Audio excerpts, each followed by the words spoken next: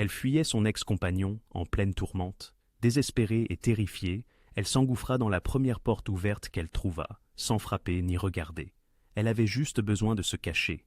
À son insu, elle venait de s'inviter à une réunion privée de la mafia, et au lieu de la jeter dehors, son chef décida de la protéger. Les mains d'Elena tremblaient si fort qu'elle peinait à tenir son téléphone. L'écran affichait 17 appels manqués de Marcus, et le chiffre ne cessait de grimper. Dehors, devant les portes vitrées du Belmont Grand Hotel, la foudre déchirait le ciel de Manhattan, suivie d'un tonnerre qui faisait vibrer les fenêtres. Elle n'aurait jamais dû venir ici. Elle n'aurait jamais dû accepter de le rencontrer une dernière fois. Mais Marcus avait semblé différent au téléphone. Calme, raisonnable, comme l'homme qu'elle avait rencontré pour la première fois 2 ans auparavant, avant les applications de surveillance sur son téléphone, avant qu'il ne commence à apparaître à son travail, avant qu'il ne la persuade que le quitter ruinerait sa vie. « Je veux juste tirer un trait », avait-il dit. « Un café, c'est tout. » Et un café s'était transformé en lui bloquant sa voiture dans le parking souterrain. Son ton raisonnable s'était fissuré comme une vieille peinture, révélant la rage sous-jacente. « Tu crois que tu peux juste me quitter ?»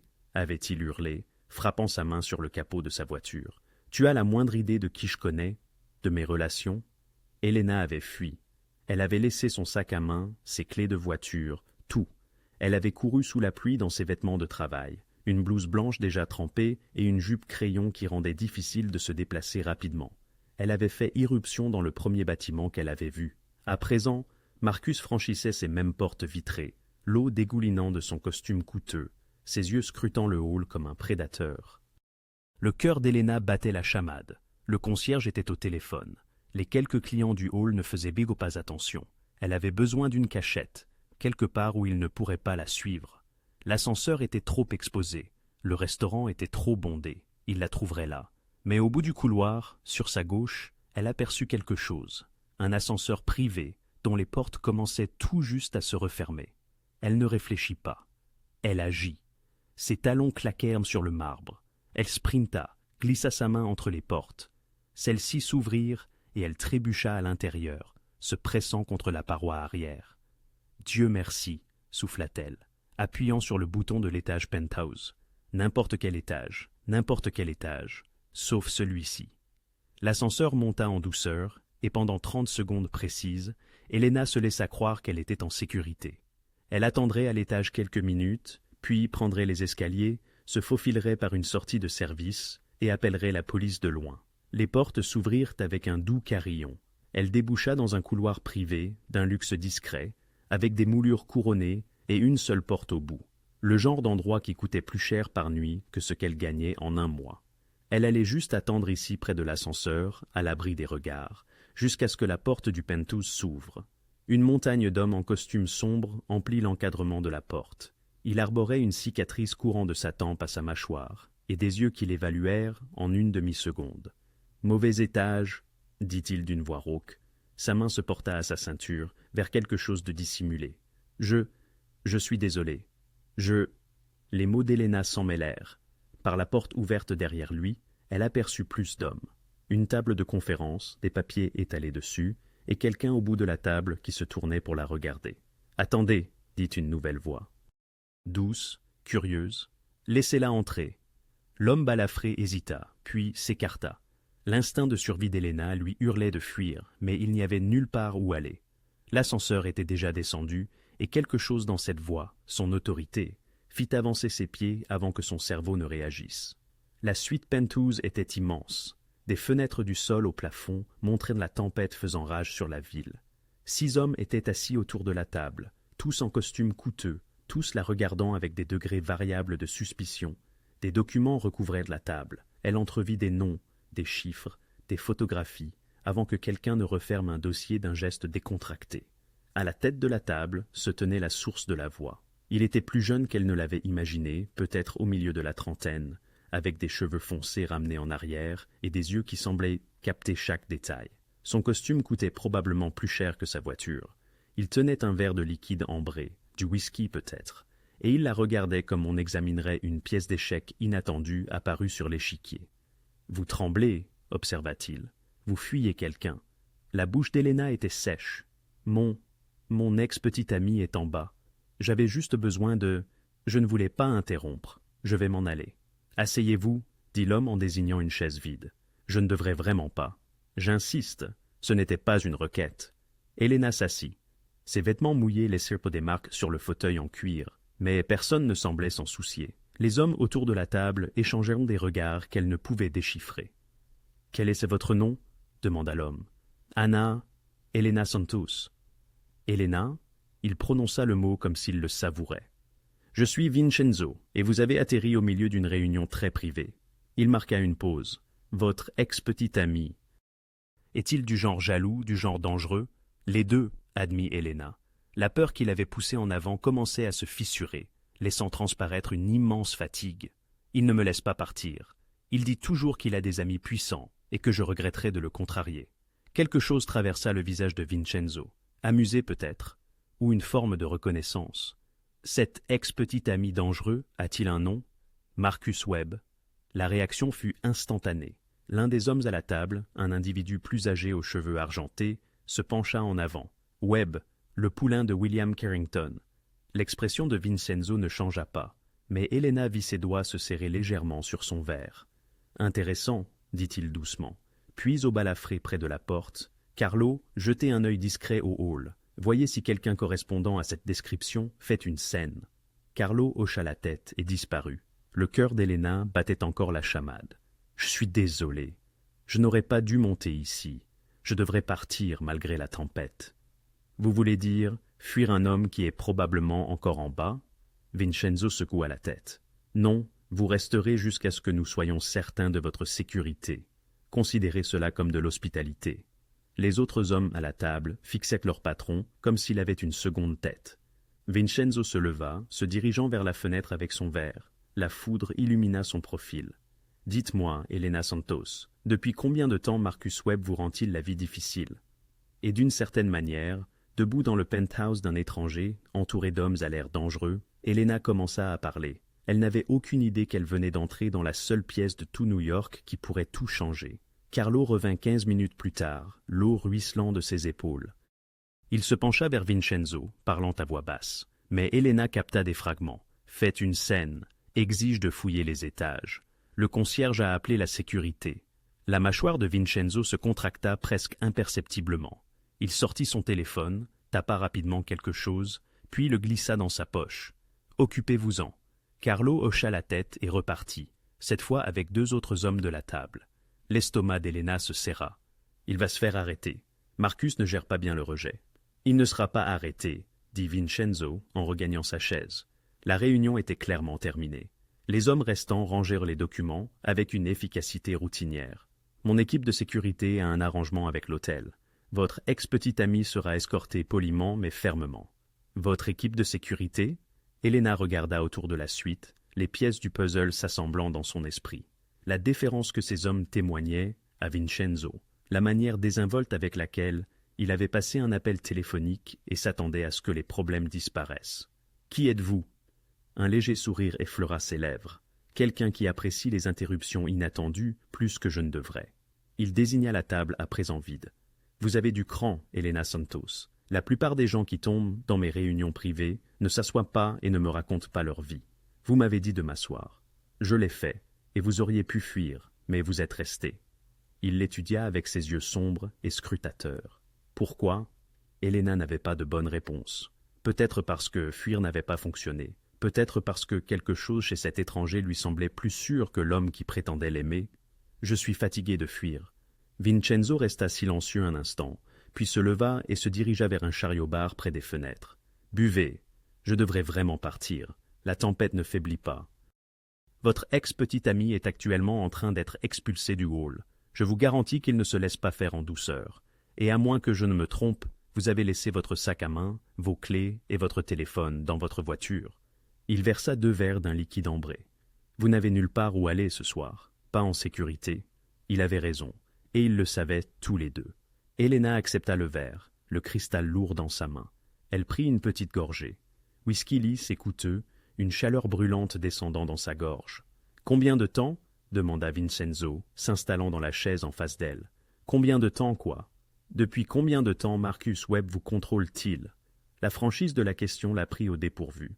« Il ne me contrôle pas. » Vincenzo haussa un sourcil. Vous êtes dit trempé, caché dans le penthouse d'un étranger, et de votre propre aveu, vous essayez de le quitter. Ce n'est pas une relation, c'est une cage. Elena sentit quelque chose se briser dans sa poitrine. 2 ans, cela fait 2 ans. Les mots sortirent plus doucement qu'elle ne l'avait voulu. Il n'était pas toujours comme ça. Au début, il était charmant, attentif. Ensuite, ce furent de petites choses. Vérifier ma position, vouloir mes mots de passe, se fâcher quand je parlais à des collègues masculins. Au moment où j'ai réalisé ce qui se passait, j'étais déjà... Elle ne termina pas sa phrase. Piégé, conclut Vincenzo. Il prit une lente gorgée de son verre, son expression indéchiffrable. Et William Carrington, comment cela s'insère-t-il là-dedans? Elena fronça les sourcils. Le patron de Marcus, promoteur immobilier, très riche, très influent. Oh, monsieur Carrington. Elena l'avait rencontré une fois à une fête d'entreprise à laquelle Marcus l'avait traîné. Marcus parle toujours de leur proximité, de la façon dont monsieur Carrington le prépare à l'association. Je crois que c'est la seule relation à laquelle Marcus tienne réellement. Une étincelle traversa le regard de Vincenzo, peut-être de la satisfaction ou le fruit d'un calcul complexe. Avant qu'Elena n'ait eu le temps de formuler sa question, son téléphone vibra. Il y jeta un œil, puis leva les yeux vers elle. « Votre ex-petite amie a quitté les lieux. La sécurité lui a suggéré de ne pas revenir. » Un flot de soulagement inonda Elena, immédiatement suivi d'une vague d'appréhension. « Il m'attendra sûrement à mon appartement. »« Alors vous n'irez pas à votre appartement ce soir, » répondit Vincenzo, qui boutonnait sa veste de costume en se levant. « Je vous fais préparer une chambre, au 3e étage, loin du penthouse. Vous resterez ici jusqu'à ce que l'orage se calme et que nous puissions prendre les dispositions nécessaires pour votre sécurité. » Elena le fixa, incrédule. « Vous me laissez rester ? » ?»« Pourquoi ? » ?»« Parce que je le peux, » répondit-il avec une simplicité désarmante, comme si cela expliquait tout. « Et parce que Marcus Webb est précisément le genre d'homme qui a besoin d'apprendre qu'il ne peut pas tout avoir. » Il y avait quelque chose dans sa voix, une nuance nouvelle, plus tranchante. « Une affaire personnelle. Je ne comprends pas. Vous ne me connaissez même pas. » Vincenzo s'approcha de la porte, puis s'arrêta. « Non, mais je connais des hommes comme Marcus Webb, et je connais William Carrington mieux que vous ne le réalisez l'un ou l'autre. » Il sortit une carte de visite et la posa sur la table près d'elle. « La chambre sera enregistrée au nom de Maria Gonzalez. Personne ne saura que vous êtes ici. Reposez-vous, Elena. Demain, nous verrons la suite. »« La suite ?» répéta Elena, mais Vincenzo était déjà à la porte. Il la regarda une dernière fois, et il y avait une intensité presque prédatrice dans son sourire. « Demain, vous commencerez à reprendre le contrôle de votre vie. » La porte se referma derrière lui avec un léger déclic. Elena resta seule dans l'immense penthouse, le tonnerre grondant au dehors, tenant une carte de visite sur laquelle ne figurait que le nom de Vincenzo Moretti et un numéro de téléphone. Elle ignorait alors que ce nom résonnait à New York, qu'il était synonyme de pouvoir, de danger, d'un monde qu'elle n'avait vu que dans les films. Tout ce qu'elle savait, c'est que pour la première fois en deux ans, les menaces de Marcus lui semblaient très, très lointaines. Épuisée par l'adrénaline et la peur, Elena s'endormit presque instantanément. La chambre d'hôtel était silencieuse et sombre, la tempête ayant finalement traversé la ville. Plusieurs étages au-dessus d'elle, Vincenzo Moretti se tenait à la fenêtre de son penthouse, observant les dernières averses strier la vitre. Derrière lui, son bras droit, un homme aux yeux perçants nommé Dominique Rousseau, était assis à la table à manger avec un ordinateur portable et trois téléphones. « Vous êtes imprudent, » dit Dominique sans lever les yeux. « Héberger une inconnue sous prétexte qu'elle fuit son petit ami. Ce n'est pas votre genre. »« Elle n'est pas inconnue, » répliqua Vincenzo en se détournant de la fenêtre. « Vérifiez tout, ses antécédents, son emploi, sa famille, ses amis, et relancez Marcus Webb, plus en profondeur cette fois. Je veux savoir ce qu'il a mangé au petit déjeuner il y a 3 ans. » Les doigts de Dominique volèrent sur le clavier. « Vous pensez que c'est un coup monté, quelqu'un envoyé pour vous approcher? Peut-être, ou peut-être que je ne crois pas aux coïncidences, » dit Vincenzo en se servant un autre verre. « Marcus Webb travaille pour William Carrington, le même William Carrington qui me doit 8 millions de dollars et qui trouve des moyens créatifs de ne pas payer. Vous pensez que Webb est au courant de la dette? Je pense que Carrington s'entoure de personnes qu'il peut contrôler. »« Des gens qu'il peut utiliser comme bouclier, » dit Vincenzo en faisant tournoyer le whisky dans son verre. « Découvrez la profondeur de la connexion de Webb. Pendant 20 minutes, Les seuls sons furent les cliquetis du clavier et le bourdonnement occasionnel des téléphones. Carlo se tenait près de la porte, silencieux comme une statue, tandis que deux autres hommes activaient leurs propres contacts, sollicitaient des faveurs, accédaient à des bases de données censées être inaccessibles. Enfin, Dominique se pencha en arrière avec un léger sifflement. « J'ai trouvé quelque chose. » Vincenzo s'approcha de la table. Sur l'écran de l'ordinateur portable, il y avait un document financier, un accord de partenariat entre Marcus Webb et Carrington Properties daté d'il y a six mois. Webb n'est pas qu'un simple employé, expliqua Dominique en parcourant des pages de jargon juridique. C'est le protégé de Carrington, préparé pour un poste de partenaire senior. Il est désigné comme principal contact pour quatre grands projets de développement, y compris cette propriété au bord de l'eau à Brooklyn. Celle qui nous intéresse, dit Vincenzo à voix basse. Exactement. Et regardez ceci. Dominique ouvrit un autre dossier. Il y a trois mois, Webb a obtenu une ordonnance restrictive contre un ancien collègue qui l'accusait d'avoir volé des designs exclusifs. L'avocat du collègue a soudainement abandonné l'affaire. Devinez qui a réglé les frais juridiques? Carrington. 500 000 dollars pour faire disparaître l'affaire. Carrington couvre les bêtises de Webb depuis plus d'un an maintenant. Dominique cliqua sur un autre écran. Mais c'est là que ça devient intéressant. Webb n'est pas seulement le favori de Carrington, c'est la police d'assurance de Carrington. Regardez les autorités de signature. Vincenzo se pencha, les yeux plissés. Webb a l'autorité de cosignature sur trois des sociétés écrans de Carrington. Celle que Carrington utilise pour déplacer de l'argent quand il ne veut pas y être associé. La voix de Dominique trahissait une pointe de satisfaction, y compris les comptes d'où nos 8 millions auraient dû provenir. Le silence tomba dans la pièce. Donc, si quelque chose arrive à Webb, dit lentement Vincenzo, ces comptes deviendront compliqués d'accès pour Carrington. Extrêmement compliqués. La signature de Webb était légalement requise pour tout transfert majeur. Il faudrait des mois à Carrington pour démêler les documents, peut-être plus longtemps encore. Et pendant ce temps, tout le monde regarderait ses comptes, posant des questions. Dominique ferma l'ordinateur portable. Webb n'est pas seulement un employé, c'est un bouclier et un verrou à la fois. Vincenzo retourna à la fenêtre, son esprit analysant les implications. 8 millions de dollars, 6 mois de retard et d'excuses de la part de Carrington. Et maintenant, une femme fuyant l'atout le plus précieux de Carrington lui était littéralement tombée dans les bras. « Et cette fille ?» demanda Carlo depuis l'entrée. Dominique ouvrit le dossier d'Elena. Elena Maria Santos, 27 ans, coordinatrice de projet pour une agence de marketing à Midtown. Dossier vierge, pas de dette, pas d'antécédents criminels. Parents décédés dans un accident de voiture il y a 5 ans, pas de frères et sœurs, quelques amis proches, mais elle s'est de plus en plus isolée au cours des 18 derniers mois. Depuis qu'elle a commencé à fréquenter Webb, compléta Vincenzo, ses réseaux sociaux sont devenus inactifs à peu près au même moment. Un schéma classique de relations abusives. Dominique continua de faire défiler les données. Elle a tenté de quitter Webb deux fois auparavant. Une fois, il s'est présenté à son bureau avec des fleurs et des excuses, et elle a été licenciée pour avoir causé une scène. Elle a dû trouver un nouvel emploi. La deuxième fois, quelqu'un a crevé ses pneus et s'est introduit dans son appartement. Un rapport de police a été déposé, mais l'enquête n'a jamais abouti. L'expression de Vincenzo s'assombrit. « Laissez-moi deviner. Carrington a fait disparaître cette enquête aussi. » Impossible de le prouver, mais le détective assigné à l'affaire a été subitement muté à la circulation.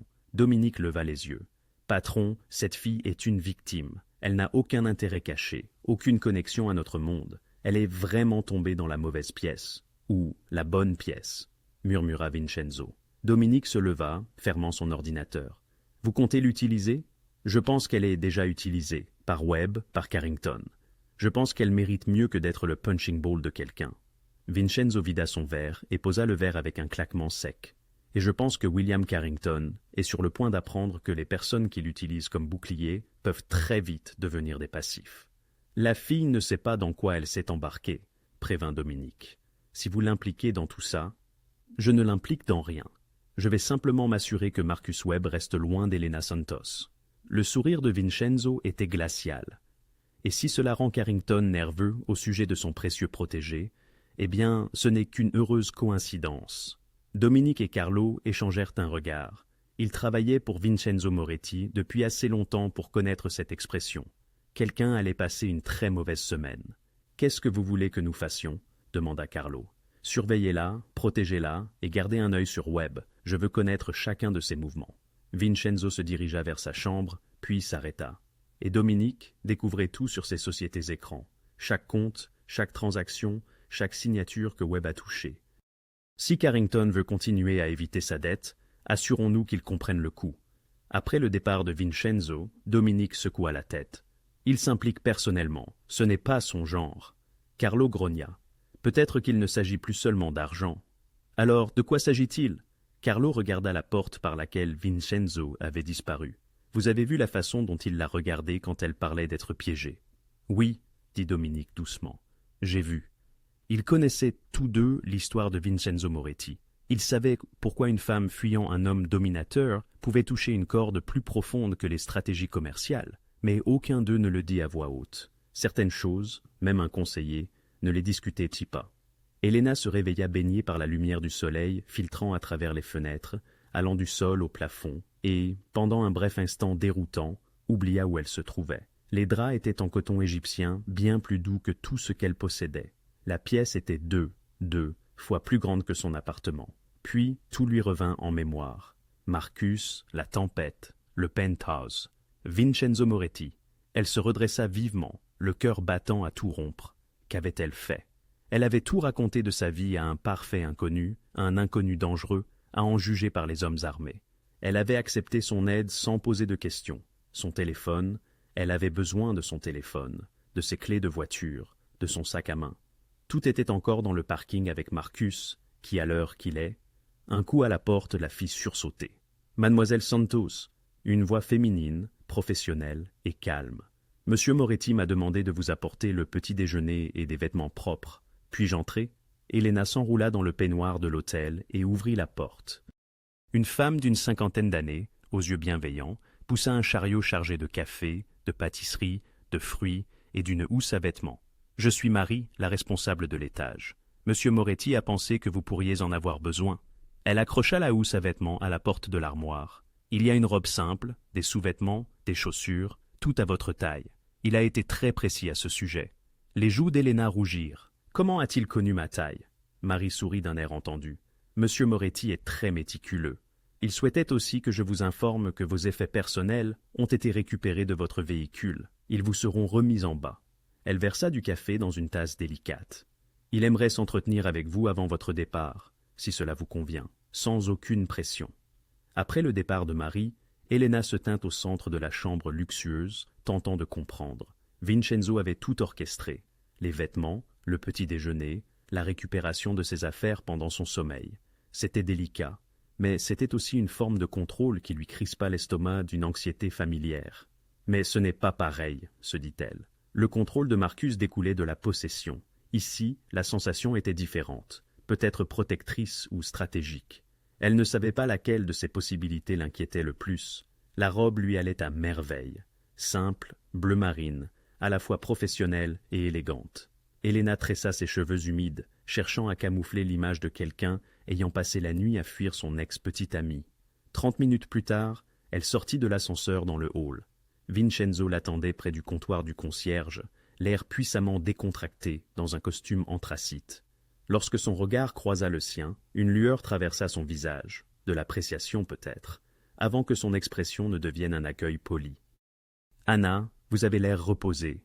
Grâce à vous, » elle serra son sac à main, son sac récupéré, comme une bouée de sauvetage. « Je ne sais comment vous remercier pour tout, la chambre, les vêtements, la récupération de mes affaires. Vous n'avez pas besoin de me remercier. » Il gesticula vers la sortie où une voiture noire patientait au trottoir. « Mon chauffeur vous conduira où bon vous semble. Votre appartement, le travail, chez une amie, vous choisissez. » Helena jeta un œil à la voiture, puis à lui. « Et Marcus ?» Marcus Webb a passé la nuit seul dans son appartement à Tribeca. Mes équipes l'ont surveillé. Le ton de Vincenzo était décontracté, mais Helena ne manqua pas l'implication. Marcus avait été sous surveillance toute la nuit. Il a passé plusieurs appels à William Carrington vers 2 heures du matin. Je suppose qu'il n'apprécie guère l'humiliation d'hier soir. Carrington, Helena se rappela ce nom de la nuit dernière. Son patron, Marcus, l'adore. Oui, eh bien, le sourire de Vincenzo était mince. William Carrington et moi avons des affaires en suspens, mais ce n'est pas votre préoccupation. » Il sortit une carte, la même qu'il lui avait donnée la nuit précédente, et la lui tendit. « Gardez ceci. Si Marcus vous contacte, ou s'il apparaît près de vous, appelez-moi immédiatement. Je ne peux pas toujours compter sur vous pour... » Helena. Il prononça son nom doucement, mais avec une autorité qui l'interrompit. Des hommes comme Marcus Webb n'abandonnent pas facilement, surtout quand ils ont été embarrassés. Il tentera de vous contacter par des fleurs, des excuses, des menaces. Peut-être les trois. Quand cela arrivera, vous m'appellerez. Compris? Elle voulait argumenter, insister qu'elle pouvait gérer cela seule, mais la vérité était qu'elle avait tenté de le faire pendant des mois, sans succès. D'accord, bien. Vincenzo fit un signe à quelqu'un derrière elle. Carlo, l'homme au visage balafré de la nuit précédente. Carlo vous conduira. Il a l'air intimidant, mais il est en fait très agréable. N'est-ce pas, Carlo? Un délice, patron, grommela Carlo. Malgré tout, Helena faillit sourire. Elle fit un pas vers la porte, puis se retourna. Pourquoi m'aidez-vous, vraiment? Vincenzo resta silencieux un instant, l'examinant de ses yeux sombres et calculateurs. Disons simplement que je n'apprécie pas les hommes qui utilisent de leur pouvoir pour nuire aux personnes plus faibles qu'eux. Marcus Webb est un lâche, se cachant derrière l'argent et l'influence de William Carrington. Quelqu'un doit lui rappeler qu'il n'est pas aussi protégé qu'il le croit. Il y avait quelque chose sous ces mots, quelque chose de personnel et dangereux. Helena se demanda quelle histoire se cachait derrière cette expression soigneusement contrôlée. « Merci, dit-elle de nouveau, sincèrement. Ne me remerciez pas encore. » Le sourire de Vincenzo n'atteignit pas ses yeux. Nous ne faisons que commencer. Carlo lui ouvrit la portière de la voiture, et Helena se glissa à l'intérieur capitonnée de cuir. Alors qu'ils s'éloignaient de l'hôtel, elle aperçut Vincenzo au téléphone, déjà plongé dans une conversation. Dans le hall, Dominique apparut à l'épaule de Vincenzo. « Tu fais vraiment ça. Mettez des équipes sur Webb, surveillance 24 heures sur 24, où il va, qui il rencontre, ce qu'il dit, et faites infiltrer quelqu'un chez Carrington Properties. Je veux connaître toutes les conversations entre Webb et Carrington concernant la nuit dernière. Et la fille? » Vincenzo regarda la voiture disparaître dans la circulation. « Détail de protection, mais discret. Elle n'a pas besoin de savoir qu'ils sont là. Si Webb fait le moindre pas vers elle, je veux le savoir avant qu'il ne s'approche à moins de 50 pieds. » Dominique prit des notes sur son téléphone. « Tu sais que Carrington finira par découvrir ton implication. Tant mieux qu'il sue. » L'expression de Vincenzo se durcit.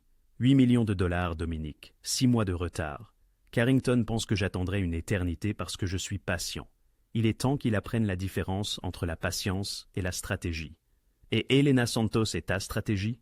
Helena Santos est une femme qui mérite d'être libérée d'un homme qui la terrorise depuis 2 ans. Si cette liberté rend William Carrington très nerveux pour son poulain en or, le sourire de Vincenzo était glacial. Ce n'est que de la bonne fortune. Dominique savait qu'il était inutile de discuter quand son patron employait ce ton. Je passe les appels. Alors que Vincenzo retournait vers les ascenseurs, son téléphone vibra avec un message de son équipe de surveillance. Webb vient de quitter son appartement en direction du bureau de Carrington. Il a l'air en colère. Vincenzo sourit. Le jeu commençait. Helena passa la plus grande partie de la journée à faire semblant que tout était normal. Elle alla travailler, sourit à ses collègues, participa à une réunion de marketing sur une campagne qui n'avait aucune importance. Personne ne la questionna sur la robe d'hôtel qu'elle portait ou sur son air épuisé. Le premier SMS de Marcus arriva à 2 heures de l'après-midi. « Nous devons parler. Je suis désolé pour hier soir. J'étais contrarié. » Elle le supprima sans réponse. Le deuxième arriva 10 minutes plus tard. « Helena, je t'en prie. Je t'aime, je veux juste m'expliquer. » Supprimé. À 3 heures, son téléphone vibrait constamment. SMS, puis appels, puis messages vocaux, qui commençaient par des excuses et se terminaient par une rage à peine contenue. « Tu m'as humilié. Tu m'as fait passer pour un idiot devant la sécurité de l'hôtel. Sais-tu ce que tu as fait? Monsieur Carrington pose des questions, Helena. Des questions sur ma vie personnelle, à cause de toi. » Les mains d'Helena tremblaient, alors qu'elle mettait son téléphone en mode silencieux. Autour d'elle, le bureau bourdonnait d'une activité normale, des claviers qui cliquetaient, des téléphones qui sonnaient, quelqu'un qui riait à la machine à café. Elle avait l'impression de regarder tout cela derrière une vitre. À 4 heures, une livraison arriva. 2 douzaines de roses rouges avec une carte. « Pardonne-moi, je ne peux pas te perdre. » Monsieur, sa superviseure, Jennifer, leva un sourcil. « Quelqu'un est dans la panade. » Helena les jeta à la poubelle dès que Jennifer tourna le dos.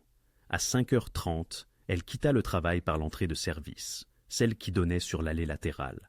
Elle ne prenait aucun risque, mais alors qu'elle marchait vers le métro, son téléphone vibra avec un numéro qu'elle ne reconnaissait pas. Contre son meilleur jugement, elle répondit. « Bonjour, mademoiselle Santos. Ici James de Premium Auto Services. Votre véhicule a été remorqué du parking au 47e et Madison ce matin.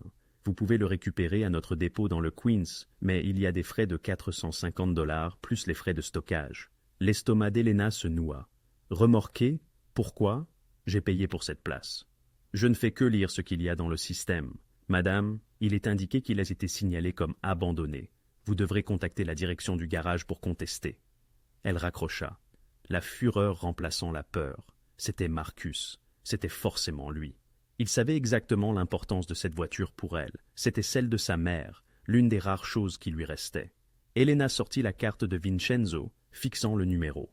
Elle savait que Marcus se vengerait, mais une partie d'elle avait espéré qu'il la laisserait partir, que la nuit dernière lui ferait assez peur pour qu'il recule. Elle aurait dû mieux savoir. Avant qu'elle ne puisse décider d'appeler, son téléphone vibra de nouveau. L'alerte de fraude de sa banque. Activité inhabituelle détectée. Votre compte courant a été temporairement gelé en raison de tentatives de connexion suspectes. Veuillez appeler immédiatement. Non, Elena murmura. Non, non, non. Elle appela la ligne d'urgence de la banque, passa 20 minutes en attente, puis 15 autres à être transférés entre les départements. Finalement, un représentant à la voix fatiguée expliqua que quelqu'un avait tenté d'accéder à son compte depuis 3 appareils différents au cours de la dernière heure. Pour sa protection, ils avaient tout gelé jusqu'à ce qu'elle puisse vérifier son identité en personne. Cela prendra de 3 à 5 jours ouvrables pour être résolu, dit le représentant en s'excusant. Elena raccrocha et s'adossa à un bâtiment, essayant de ne pas pleurer. Pas de voiture, pas d'accès à son argent, et 37 appels manqués de Marcus. Elle était à mi-chemin de composer le numéro de Vincenzo lorsqu'une berline noire élégante s'arrêta à côté d'elle. La vitre s'abaissa, révélant le visage balafré de Carlo. « Mademoiselle Santos, montez.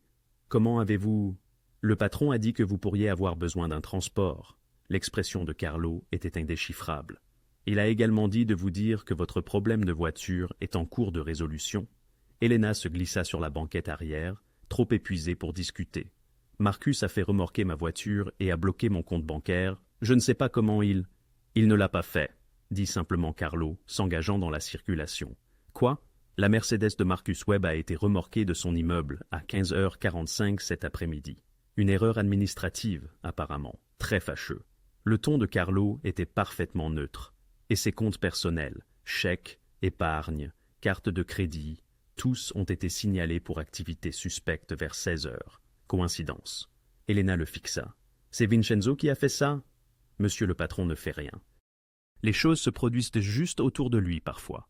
Carlo la regarda dans le rétroviseur. « Votre voiture sera de retour dans le garage demain matin. Les frais de remorquage annulés. Le parking gratuit pendant 6 mois. Votre compte bancaire sera dégelé dans l'heure. Erreur technique, diront-ils, très apologétique. Je ne comprends pas. Comment peut-il juste… » Monsieur Moretti a des amis dans beaucoup d'endroits, dit Carlo, et il n'aime vraiment pas qu'on s'en prenne aux gens qu'il protège. Le mot « protéger » résonnait dans l'air.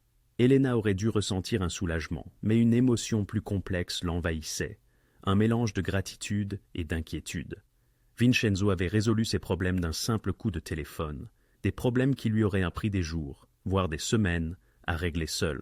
Mais un tel pouvoir n'était-il pas, en soi, une forme de contrôle ? « Où allons-nous » demanda-t-elle. « Le patron veut te voir, s'assurer que tu vas bien. » Carlo tourna dans une rue qu'Elena ne reconnaissait pas. « Tu peux refuser, il est très clair là-dessus.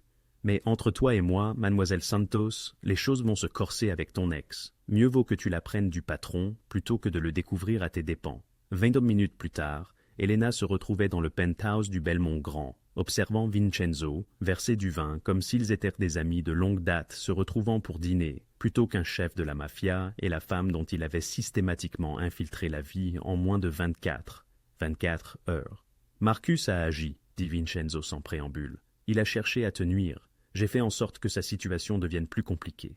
C'est ainsi que cela fonctionne désormais. Tu ne peux pas simplement… »« Je peux, et je le ferai. » Il lui tendit un verre, car voici ce que tu dois comprendre, Elena. Marcus Webb n'agit plus seul. Il a appelé William Carrington IV, 4 fois aujourd'hui, et Carrington l'a rappelé deux fois. Ils sont en train de bâtir une stratégie à ton sujet. Le sang d'Helena se figea. Pourquoi un milliardaire s'intéresserait-il à moi? Parce que tu es la faiblesse de Marcus maintenant. Et Marcus est la faiblesse de Carrington.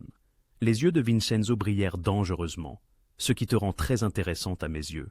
Helena posa le vin, les mains tremblantes. Je ne suis pas une arme. Je ne suis pas un pion dans le jeu que tu joues avec ces gens. Non, acquiesça Vincenzo calmement.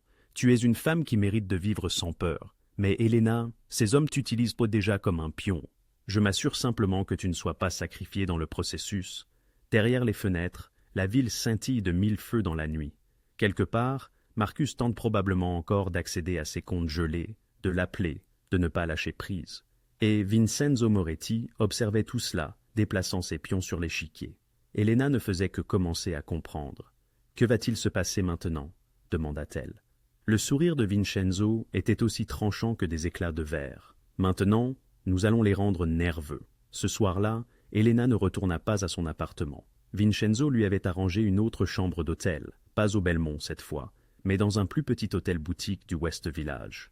Plus sûr, avait expliqué Carlo, moins prévisible. Elle avait passé son 3e jour dans un étrange état de limbe.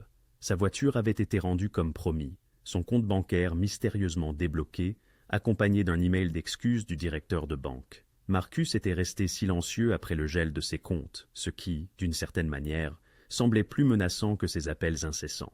Dans l'après-midi, Helena ne supporta plus l'incertitude. Elle avait besoin de réponses. Elle devait comprendre ce que Vincenzo Moretti faisait, et pourquoi il le faisait. Elle retourna au Belmont Grand juste après 15 heures, le cœur battant à tout rompre alors qu'elle traversait le hall. Le concierge la reconnut immédiatement. « Mademoiselle Santos, Monsieur Moretti vous attend. »« Ah oui ?» Le concierge sourit d'un air entendu. « Ascenseur penthouse. 19 étages. » Alors que l'ascenseur montait, Helena se demanda comment il avait su qu'elle arriverait. Quelqu'un avait-il appelé à l'avance? Y avait-il des caméras? Ou Vincenzo Moretti possédait-il simplement un talent troublant pour anticiper les mouvements des gens? La porte du penthouse était déjà ouverte. Carlo se tenait dans le couloir, mais cette fois, il l'accueillit avec une chaleur presque palpable. « Mademoiselle Santos, entrez, il est sur la terrasse. » La suite était inondée par la lumière du soleil de l'après-midi. Helena traversa le salon vers les portes ouvertes de la terrasse, où elle trouva Vincenzo, debout à la balustrade, le téléphone collé à l'oreille. « Je me fiche de ce que les avocats de Carrington disent. La date limite était hier. S'il veut une prolongation, il n'a qu'à la demander lui-même. » Une pause. Non, plus d'intermédiaire. Si William Carrington veut négocier, il m'appelle directement. Il raccrocha et se retourna, peu surpris de trouver Helena là. « Vous êtes venu? Comment saviez-vous que je viendrais? Parce que vous n'êtes pas du genre à laisser les questions sans réponse. » Il désigna une petite table dressée avec du café et des pâtisseries. « Asseyez-vous. On dirait que vous n'avez pas mangé. »« Je n'ai pas faim. Je suis perplexe. » Helena resta debout, les bras croisés. « Ma voiture revient mystérieusement. Mon compte bancaire est débloqué. Marcus devient complètement silencieux. Et apparemment, tout le monde dans cet hôtel sait que je viens avant même que je ne le sache. Que se passe-t-il? » Vincenzo versa deux tasses de café, lui entendit une malgré sa protestation. « Vous êtes sous protection. C'est le cas depuis que vous êtes parti d'ici hier matin. »« Protection, vous voulez dire surveillance? »« Je veux dire protection, » corrigea-t-il calmement. « Marcus Webb est en plein dérapage. Mes gens l'ont tenu à distance de vous. C'est tout ce qui s'est passé. C'est tout. » La voix d'Helena monta d'un ton. « Vous avez pris le contrôle de ma vie en 3 jours. Vous décidez où je loge, ce qui arrive à ma voiture, probablement ce que je mange au petit déjeuner. Vous avez pris des flocons d'avoine ce matin au café de l'hôtel, dit Vincenzo d'un ton neutre avec des myrtilles. Helena le fixa, la fureur et quelque chose d'autre, quelque chose qu'elle ne voulait pas nommer, se heurtant dans sa poitrine. Ce n'est pas correct. Tu ne peux pas tout orchestrer autour de moi comme si j'étais une sorte de projet. Tu as raison. L'acquiescement la surprit. Vincenzo posa son café et s'approcha, mais sans menace. Tu as absolument raison. Je contrôle la situation, parce que c'est ce que je fais. C'est comme ça que j'ai survécu dans mon monde. Il marqua une pause. Mais tu n'es pas dans mon monde. Tu n'as rien demandé de tout cela. Et si tu veux que je me retire, je le ferai. Tu le feras? Helena ne le croyait pas. Je rappellerai mes hommes, annulerai l'hôtel, te rendrait ta vie exactement telle qu'elle était il y a trois jours. Ses yeux sombres retinrent les siens. Mais Marcus ne s'arrêtera pas. Et Carrington est maintenant personnellement investi pour garder Marcus heureux et fonctionnel. Sans protection, tu devras faire face aux deux, seul. Helena voulait argumenter, mais elle savait qu'il avait raison. Les fleurs, la voiture remorquée, les contes gelés, ce n'était que le début. Marcus ne reculait jamais. Il intensifiait toujours les méthodes. « Je ne veux pas être ton projet, dit-elle doucement. Je ne veux rien te devoir. Tu ne me dois rien. » La voix de Vincenzo s'adoucit d'une manière qu'elle n'avait jamais entendue auparavant. « Helena, je ne fais pas cela parce que j'attends quelque chose de toi. Je le fais parce que je le peux, et parce que c'est la bonne chose à faire. Les gens comme toi ne font pas les choses simplement parce qu'elles sont justes. Un éclair de quelque chose, de la douleur peut-être, ou une vieille colère traversa son visage. Les gens comme moi, vous voulez dire des criminels, des hommes dangereux? Je veux dire, des hommes avec du pouvoir qui l'utiliseront pour contrôler des choses, des situations, des gens. » Helena soutint son regard directement, refusant de céder. « Vous n'êtes pas Marcus, je le sais, mais vous prenez quand même des décisions pour moi sans me demander. » Le silence s'étira entre eux. Puis, de manière inattendue, Vincenzo rit. Un vrai rire, pas le sourire froid qu'elle avait vu auparavant. « Tu as raison, encore une fois, il secoua la tête. La plupart des gens ne me parlent pas comme ça. La plupart des gens sont trop effrayés ou trop intelligents. Peut-être que je ne suis ni effrayée ni intelligente, dit Helena, mais elle souriait presque maintenant, elle aussi. Non, tu es les deux. C'est ce qui te rend intéressante. Vincenzo s'appuya contre la balustrade, l'observant. D'accord, nouvel arrangement. Je te dirai tout ce que je fais. Tu auras une transparence totale. Et si tu veux que j'arrête, j'arrêterai. Entendu? Juste comme ça. Juste comme ça. Quelque chose dans son expression changea, devint plus authentique, moins gardé. Mais je vais vous demander de me faire confiance encore quelques jours. Non pas parce que je vous contrôle, mais parce que je suis très près de rendre la vie de Marcus Webb extrêmement compliquée, et par extension, la vie de William Carrington encore plus difficile. Helena sirota le café qu'il lui avait offert, réfléchissant. Les 8 millions de dollars. C'est de ça qu'il s'agit vraiment, n'est-ce pas? Vincenzo haussa un sourcil. Vous avez écouté attentivement. Je ne suis pas stupide. Vous avez dit que vous et Carrington avez des affaires en suspens, et j'en ai assez entendu cette première nuit. Elle posa la tasse. Vous utilisez ma situation avec Marcus pour faire pression sur Carrington. Partiellement, admit-il. Mais Helena, je vous aurais aidé quoi qu'il arrive. L'angle Carrington a simplement rendu la situation stratégiquement bénéfique pour tout le monde, sauf Marcus. Sauf Marcus, acquiesça Vincenzo. Et il mérite tout ce qui lui arrive. Il y avait quelque chose dans sa voix, une conviction qui dépassait les affaires. Helena pensa à ce que Carlo avait dit. Le patron n'aime vraiment pas que les gens s'en prennent à ceux qu'il protège. « Pourquoi vous souciez-vous autant ?» demanda-t-elle. « De moi en particulier ?» Vincenzo resta silencieux un long moment, regardant la ville. « Parce que je sais ce que c'est de se sentir piégé par quelqu'un de plus puissant que soi, et je sais ce que coûte la liberté. » Il la regarda de nouveau. « Vous êtes entrée dans ma vie par accident, Helena. Mais peut-être que ce n'était pas un accident. Peut-être que vous avez atterri exactement là où vous deviez être. » Dans l'embrasure, Dominique regardait son patron rire à quelque chose qu'Helena avait dit. Rire vraiment, la tête en arrière, la garde complètement baissée. Il croisa le regard de Carlo. « Quand l'avez-vous vu comme ça pour la dernière fois ?» marmonna Dominique. Carlo y réfléchit. « Jamais. »« Oui, » dit Dominique doucement. « C'est ce que je pensais. » Sur la terrasse, Helena argumentait avec Vincenzo pour savoir si elle devait retourner travailler le lendemain, elle plaidant pour la normalité, lui suggérant de prendre quelques jours de congé. Aucun d'eux ne remarqua qu'il se tenait plus proche maintenant, ou que son masque froid avait complètement disparu. Mais tous les autres dans le penthouse le remarquèrent, et ils savaient tous ce que cela signifiait. Le bureau d'angle de William Carrington surplombait Central Park du 40e étage. Il se tenait à la fenêtre, la mâchoire serrée, écoutant son chef de la sécurité expliquer comment la vie de Marcus Webb était devenue un désastre soigneusement orchestré au cours des trois derniers jours. La voiture remorquée, les comptes gelés, l'incident à l'hôtel. Tout est lié, monsieur. Quelqu'un avec de sérieuses ressources cible Webb spécifiquement. Pas quelqu'un, dit Carrington froidement. Vincenzo Moretti. Son avocate, Patricia Shun, leva brusquement les yeux de sa tablette. Vous en êtes certain? Le Belmont-Grand est l'une de ses propriétés. Mes collaborateurs ont mené l'enquête. Webb a tenté d'accéder à l'étage du penthouse cette nuit-là et s'est fait éconduire par l'équipe de sécurité personnelle de Moretti. Carrington se détourna de la fenêtre. Et le timing est trop opportun. Moretti me harcèle à propos du paiement de Brooklyn depuis des mois. Soudain, mon associé le plus précieux est systématiquement démantelé. Quel est le lien entre Webb et votre dette envers Moretti? A demandé Patricia. L'expression de Carrington s'est assombrie. Webb a l'autorité de signature sur les comptes d'où cet argent devrait provenir. Si Webb devient instable, ces transferts deviennent compliqués. Moretti le sait. Donc, c'est un moyen de pression, a dit Patricia lentement. Il fait pression sur Webb pour qu'il fasse pression sur vous. Pire, il fait en sorte que Webb paraisse peu fiable. Si je perds confiance en Webb, je perds l'accès à la moitié de mes sociétés écrans, a conclu Carrington. Le téléphone de Carrington a vibré. Un autre appel de Marcus, le 7e de la journée. Il l'a ignoré. Obtenez-moi tout sur cette fille, cette Elena Santos. C'est là que tout a commencé. 2 heures plus tard, Patricia est revenue avec le dossier. C'est une anonyme, coordonnatrice marketing de niveau intermédiaire, sans famille, sans relation. Elle essaie de quitter Webb depuis des mois. Il n'y a rien ici qui puisse vous menacer.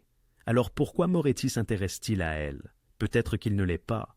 Peut-être qu'elle s'est juste retrouvée au milieu. Patricia a hésité. Ou peut-être que Moretti voit quelque chose que nous ne voyons pas. Il la protège. Nous avons la confirmation qu'au moins trois de ces hommes surveillent par rotation son appartement et son lieu de travail. Les yeux de Carrington se sont plissés. Trois hommes pour une anonyme. Il a pris une décision. Je veux que notre propre équipe la surveille 24 heures sur 24. Je veux savoir pourquoi Moretti se soucie de cette fille et maîtriser Webb. Envoyez-le à la propriété du Connecticut pour quelques jours. Dites-lui que c'est pour sa propre protection. Il n'ira pas de bonne volonté. Il est obsédé par l'idée de récupérer Elena. Je me fiche de ce qu'il veut. Marcus travaille pour moi et pour l'instant, c'est un problème. La voix de Carrington est devenue glaciale. Faites-le sortir de la ville et déployez notre équipe de relations publiques. Si Moretti tente de divulguer quoi que ce soit sur Webb ou nos affaires, je veux que cela soit enterré avant que cela n'arrive sur Internet. Patricia a pris des notes. Et les 8 millions, qu'en est-il, William? Il est peut-être temps de le payer. Mettre fin à cela avant que cela n'empire, a suggéré Patricia. Le rire de Carrington était amer. Vous ne payez pas des hommes comme Vincenzo Moretti en espérant qu'ils disparaissent. Vous les payez et ils savent ce que vous êtes faible. Ils poussent au plus fort. Il a ajusté sa cravate. Non, nous protégeons Webb. Nous protégeons nos intérêts. Et nous attendons que Moretti en fasse trop. Il le fera. Les hommes comme lui le font toujours. Au Belmont-Grand, dans le war room de Vincenzo, la suite Penthouse était animée d'une activité fébrile. Dominique, debout en tête de la table, présentait des rapports de surveillance à Vincenzo et à son équipe principale. Carrington bouge. Il a mis ses propres hommes à surveiller Elena maintenant. Une équipe de trois hommes, tourne en permanence et Webb est transféré dans l'une des propriétés de Carrington, dans le Connecticut. Transférer Webb? A demandé Vincenzo. Carrington le protège ou l'isole, a suggéré Carlos, pour le tenir à l'écart de la fille, à l'écart des feux de la rampe pendant qu'ils décident de leur prochaine étape. Dans tous les cas, cela confirme ce que nous soupçonnions, a poursuivi Dominique. Carrington considère Webb comme essentiel, ce qui signifie que notre pression fonctionne. Il a marqué une pause. Mais patron, nous devons parler de la fille. La pièce est devenue silencieuse. L'expression de Vincenzo n'a pas changé, mais tout le monde a senti la température chuter. Qu'en est-il d'elle? Dominique a choisi ses mots avec prudence. Elle est en train de devenir un point central. Carrington enquête sur elle, la surveille. Nos agents de protection ont signalé deux incidents aujourd'hui, où les hommes de Carrington se sont approchés de trop près. Nous avons dû intervenir. Ça s'intensifie. Alors nous intensifions notre protection, a rétorqué Vincenzo. Patron, cette fois, c'était Marco, a dit l'un des hommes de main expérimentés. Avec tout le respect que je vous dois, cette fille est une civile. Elle n'a pas demandé cette guerre. Chaque jour qu'elle reste au milieu de ça, elle est en plus grand danger. De Carrington, de Webb, s'il s'échappe du Connecticut, de l'exposition à nos opérations. Qu'est-ce que tu suggères? La voix de Vincenzo était dangereusement calme. Je suggère qu'elle devient une faiblesse, a dit Marco sans embâge. Non pas à cause de ce qu'elle a fait, mais parce que Carrington la voit maintenant comme votre point faible. Il va s'en servir. Vincenzo s'est levé lentement. Elena Santos est sous ma protection. Cela ne changera pas parce que William Carrington est nerveux. Personne ne dit de l'abandonner, a interjeté Dominique en douceur, mais il est peut-être temps de l'extraire complètement. Nouvelle identité, nouvelle ville, relocalisation totale. L'envoyer là où Carrington et Webb ne pourront pas la trouver. Une rupture nette. Elle a une vie ici, un travail, des amis. Une vie où elle est surveillée par deux organisations différentes, et où son ex-petite amie est entraînée par un milliardaire sur la façon de la récupérer, a rétorqué Dominique. Patron, vous vous impliquez personnellement. Nous le voyons tous, et c'est bien, c'est votre décision.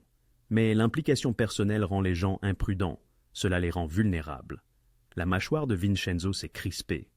Tu remets en question mon jugement? J'essaie de vous protéger, et la voix de Dominique s'est adoucie. Vous tenez à cette femme, c'est évident, mais tenir à elle signifie la garder en vie, même si cela signifie la laisser partir. Le silence était suffocant. Finalement, Vincenzo a parlé. Doublez l'équipe de protection. Je veux 6 hommes sur elle à tout moment. Les nôtres, pas ceux de Carrington. Si ces gens approchent à moins de 50 pieds, je veux en être informé immédiatement. Il a regardé autour de la table. Elena Santos, elle fait ses propres choix, et quiconque a un problème avec ça peut partir tout de suite. Personne n'a bougé. Bien, congédié, a ordonné Vincenzo. Alors que la pièce se vidait, seul Dominique était resté. Tu sais que j'ai raison. Tu as raison de dire qu'elle est en danger, a admis Vincenzo. Mais je n'ai pas tort de dire qu'elle mérite un choix.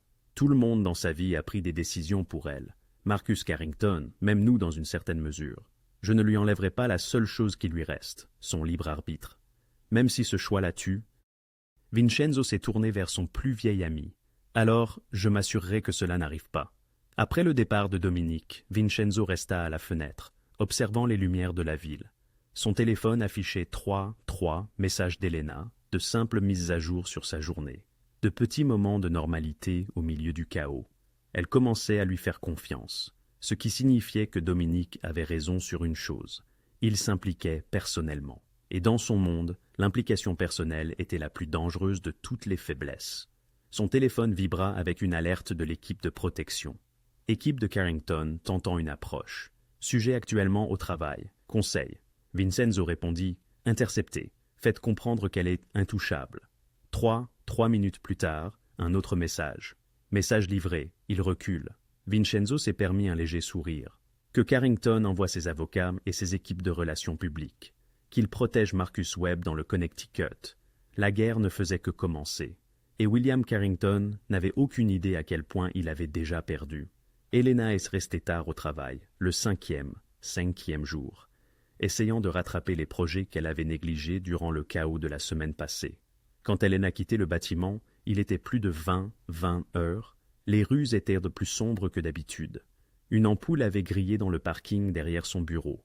Elle aurait dû savoir qu'il ne fallait pas utiliser la sortie de derrière. Marcus sortit de derrière un camion de livraison, bloquant son chemin vers sa voiture. Le cœur d'Elena bondit dans sa gorge. Il avait l'air terrible, mal rasé, son costume coûteux froissé, les yeux fous, partagés entre le désespoir et la rage. Ce n'était pas l'homme posé qu'il avait autrefois charmé. C'était quelqu'un en pleine déroute. « Nous devons parler », dit Marcus, la voix tremblante. Elena recula d'un pas, sa main plongeant dans son sac à main pour chercher son téléphone. « Restez loin de moi, j'appelle la police. »« La police !» Marcus rit d'un son sec. « Vous pensez que la police va vous aider? Vous avez une idée de ce que vous m'avez fait? Monsieur Carrington m'a envoyé loin. Loin? Comme si j'étais une sorte de boulet à cause de vous. »« Je ne vous ai rien fait, » répondit Elena. « Vous m'avez humilié. » Il s'avança et Elena vit ses mains serrées en poing. « Vous avez couru à cet hôtel. Vous avez fait une scène. Et maintenant, tout le monde pense que je suis une sorte de blague instable. Les avocats de Carrington posent encore des questions. Mes comptes ont été bloqués. Ma voiture a été remorquée. Et vous savez ce qui est le plus grave. Le dos d'Elena heurta sa voiture. Plus aucun endroit où se réfugier. Le plus grave, continua Marcus, sa voix baissant jusqu'à devenir plus dangereuse. C'est que je sais que quelqu'un vous a aidé. Quelqu'un avec assez de pouvoir pour gâcher ma vie. Et je pense que vous savez exactement qui c'est. Je ne sais pas de quoi vous parlez. Ne me mentez pas. Marcus frappa sa main contre la vitre de sa voiture, la faisant sursauter. Vous croyez être si maligne à courir chez un gangster pour votre protection? Vous croyez qu'il se soucie de vous? Vous n'êtes qu'un outil pour lui, Elena. Un moyen d'atteindre Carrington. Et quand il en aura fini avec vous... » Il ne termina pas la phrase. Trois hommes sont apparus des ombres si rapidement et silencieusement que Marcus ne les a vus que lorsqu'ils étaient juste là. La main massive de Carlos se referma sur l'épaule de Marcus, le tirant en arrière d'Helena avec une force sans effort. « Éloignez-vous de la dame, » dit Carlos calmement.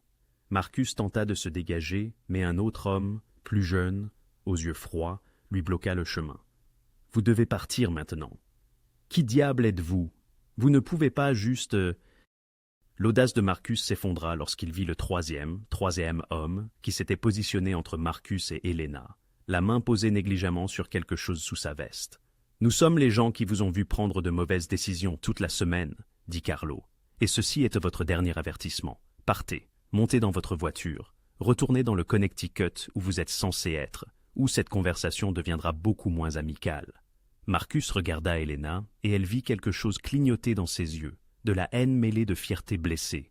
Ce n'est pas fini, vous ne pourrez pas vous cacher derrière lui éternellement. En fait, dit Carlos agréablement, elle peut bouger Webb. Ils ne le touchèrent plus, mais la menace implicite était claire. Marcus fit l'équilibre vers l'arrière, pour les retrouver à une voiture de location garée à proximité, lançant à Helena un ultime regard acerbe avant de s'y introduire et de démarrer à toute vitesse. Les jambes d'Helena faillirent la lâcher. Carlo lui saisit délicatement le bras. « Ça va, mademoiselle Santos, nous vous tenons. Comment avez-vous... » « Vous observiez.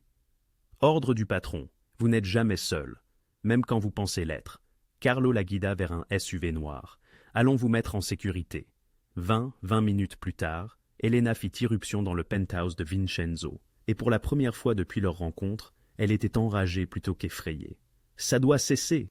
Elle jeta son sac à main sur son canapé en cuir. Vincenzo se leva de son bureau, l'inquiétude transperçant son visage, mais elle l'interrompit. « J'apprécie votre aide, vraiment, mais je ne continuerai pas. »« Helena, que s'est-il passé ?»« Marcus m'a acculé, vos hommes l'ont encore arrêté, et il a raison sur un point. Je ne suis qu'un pion dans votre machination avec Carrington. » Sa voix se brisa légèrement. « Je ne veux pas être un pion, ni de Marcus, ni le vôtre, ni de personne. » Vincenzo traversa lentement la pièce, ses mains visibles, non menaçantes. « Vous n'êtes pas un pion. Alors, qu'est-ce que je suis? Un levier stratégique? Un moyen commode de rendre William Carrington nerveux? Vous êtes une femme qui mérite d'être en sécurité, dit Vincenzo doucement. C'est tout ce que vous avez toujours été pour moi. Je ne vous crois pas, mais même en le disant, Helena n'était pas certaine que ce fût la vérité. Elle avait remarqué son regard pendant leur discussion, la façon dont son masque soigneusement contrôlé s'effritait quand elle le défiait. Les hommes comme vous n'agissent pas sans raison. Vous avez raison, je n'agis pas. Vincenzo s'arrêta à quelques pieds, lui laissant de l'espace. Mais ma raison n'est pas celle que vous imaginez. Alors, dites-moi la vérité, toute la vérité. Il resta silencieux un long moment, une bataille interne se jouant derrière ses yeux sombres. Finalement, il parla. Quand j'avais 16 ans, j'ai vu ma mère tenter de quitter mon père pendant 3 ans. Il est un homme puissant dans notre monde. Chaque fois qu'elle essayait, il la retrouvait, la ramenait de force, usant de l'argent, des relations, de la violence, de tout ce qu'il fallait pour maintenir son emprise. La voix de Vincenzo était calme, mais Helena y perçut l'ancienne douleur. Elle a finalement retrouvé sa liberté à sa mort, mais elle n'était plus que l'ombre d'elle-même. Il avait brisé quelque chose en elle qui ne s'est jamais réparé. La colère d'Helena faiblit. Alors, quand vous êtes entré dans ma chambre, fuyant un homme qui faisait la même chose, Vincenzo la regarda droit dans les yeux. J'ai revu ma mère et j'ai décidé que si j'avais le pouvoir de vous aider, de vraiment vous aider, pas seulement de faire disparaître le problème temporairement, alors j'allais l'utiliser. Même si cela vous avantage stratégiquement. Ah oui, même dans ce cas. Il fit un pas de plus. Helena, je ne suis pas un homme bon. J'ai accompli des choses qui vous horrifieraient, mais j'ai été sincère plus tôt. Vous n'êtes pas un pion, vous n'êtes pas un levier.